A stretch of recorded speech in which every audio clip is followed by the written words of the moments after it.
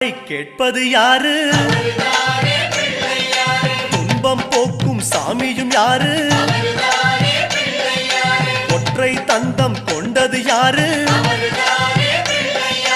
ஓடும் காவிரி தந்தது யாரு? குமரன் கூட பிறந்தது யாரு?